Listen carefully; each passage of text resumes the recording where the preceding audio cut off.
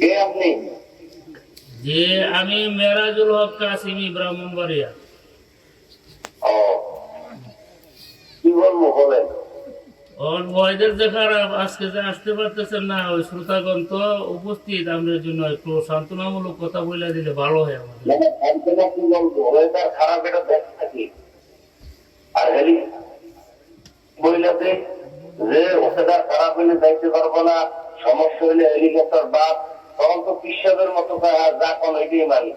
এখন বলতে হইবে যেন মোবাইলে এইটা সেইটা, আর দেশের হেলিকপ্টার যাইবো না, সেটা তাদের ব্যাপার। এটা তো কেন মাইকে বলতে হইব। আচ্ছা ঠিক আছে, হেলিকপ্টার এটা আগে বাড়াই দিন না।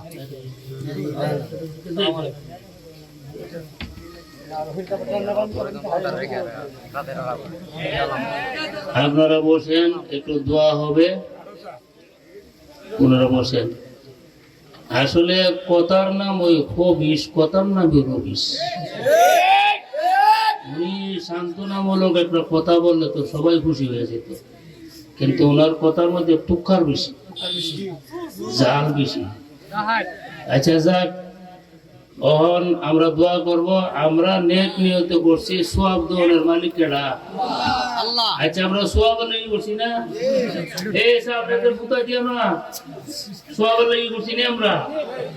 আল্লাহ যদি সোয়াব দেয় কোনো অসুবিধা আছে? আল্লাহ তাআলা এই মাহফিলকে কবুল করুক।